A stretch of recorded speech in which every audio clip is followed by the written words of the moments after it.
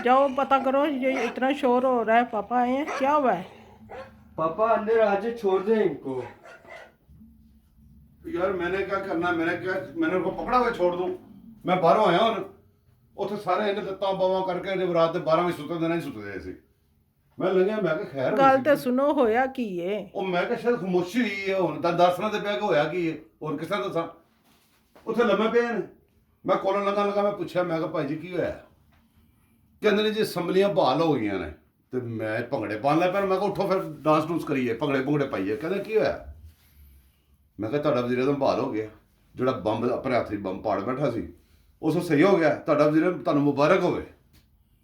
ਲੋ ਜੀ ਇੰਨੀ ਗੱਲ ਮੈਂ ਕਹੀ ਹੈ ਤੇ ਉਹ ਗਾਲਾਂ ਗੂਲਾਂ ਕੱਢਣ ਲੱਗ ਪਏ ਨੇ। ਮੈਂ ਕਿਹਾ ਵੀ ਤੁਸੀਂ ਗਾਲਾਂ ਕਿਉਂ ਕੱਢ ਰਹੇ ਜੇ? ਤੇ ਉਹ ਕੀ ਜੀ ਉਹ ਕੀ ਹੋਏਗਾ ਜੀ, ਉਹ ਸਾਨੂੰ ਖਤਰਾ ਪੈ ਗਿਆ। ਮੈਂ ਕਾਹਦਾ ਖਤਰਾ ਪੈ ਗਿਆ? ਉਹ ਖਤਰਾ ਪੈ ਗਿਆ ਜੀ ਕਿ ਸਾਡੇ ਜਿਹੜਾ ਹੈਗਾ ਸੀ ਨਾ ਪਠਾਨ, ਉਹ ਫਾਇਲ ਲੱਗ ਜਾਏਗਾ, ਉਹਨੇ ਪੁੱਠਾ ਕੰਮ ਕੀਤਾ। ਮੈਂ ਕਿਹਾ ਨਾ ਪੁੱਠਾ ਕੰਮ ਕਰਦਾ ਨਾ ਫਾਇਲ ਲੱਗਦਾ। ਇੰਨੀ ਗੱਲ ਮੈਂ ਕਹੀ, ਕਹਿੰਦਾ ਲੱਗ ਜਾਏਗਾ। ਮੈਂ ਕਿਹਾ ਲੱਗ ਜਾਏਗਾ। ਤੂੰ ਪਿੱਟਣ ਲੱਗ ਪਏ। ਕਹਿੰਦੇ ਮੇਰਾ ਕੀ ਕਸੂਰ ਹੈਗਾ?